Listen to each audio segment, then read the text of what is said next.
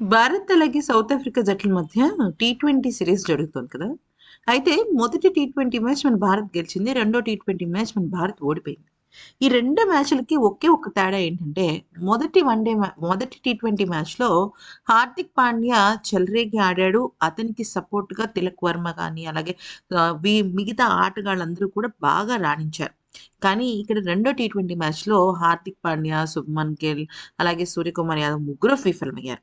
Even first మ్యాచ్‌లో కూడా వాళ్ళు విఫలమయ్యారు. కానీ హార్దిక్ పాండ్యా తిరిగి పుంజుకోవడంతో తిలక్ వర్మ తనకు సపోర్ట్ చేశాడు. ఇక్కడ తిలక్ వర్మకి హార్దిక్ పాండ్యా కూడా సపోర్ట్ చేయలేదు. సో, ఈ క్రమంలో మ్యాచ్ ఓడిపోయిన తర్వాత తిలక్ వర్మ 64 పరుగులు చేసి హాఫ్ సెంచరీతో జట్టును తిరిగి మళ్ళీ విన్నింగ్ రేస్‌లకి తీసుకురావడం కోసం చాలా ప్రయత్నించాడు. కానీ, అది కాస్త తన చేతుల్లో లేకుండా పోయింది. తనకి సపోర్ట్ లేకుండా పోయింది. అయితే ఈ క్రమంలో అసలు మ్యాచ్‌లో ఏం జరిగిందనే విషయాన్ని పంచుకున్నాడు. ఇంతకీ తను ఏం చెప్పాడంటే, "ఖచ్చితంగా ఈ మ్యాచ్ మేము గెలుస్తాము అన్న కాన్ఫిడెన్స్‌తోనే బరిలోకి దిగాం. బహుశా టాస్ విషయంలో మేము తప్పు నిర్ణయం తీసుకున్నామేమో అనిపించింది. మొదటగా బ్యాటింగ్ చేసి ఉండుంటే బాగుండేది.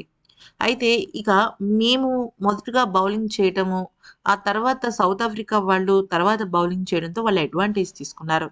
నేను బరిలోకి దిగే ముందు సూర్య నాకొకటే చెప్పాడు.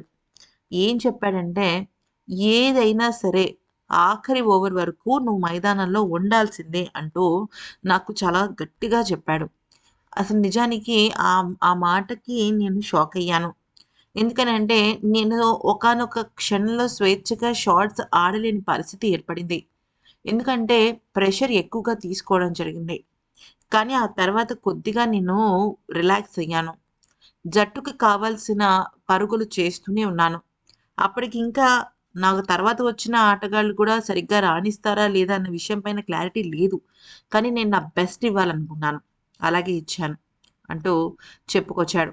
కానీ జట్టు ఓడిపోయినప్పటికీ కూడా సిరీస్‌లో గెలుపోటములు కామన్ అని, ఇంకా 3 మ్యాచ్‌లు మా చేతిలోనే ఉన్నాయని, చెప్పాలంటే గట్టిగా 2 గెలిస్తే చాలని, ఇక మేమే ఈ సిరీస్‌ని గూడా గెలుస్తామంటూ ధీమాను వ్యక్తం చేశాడు.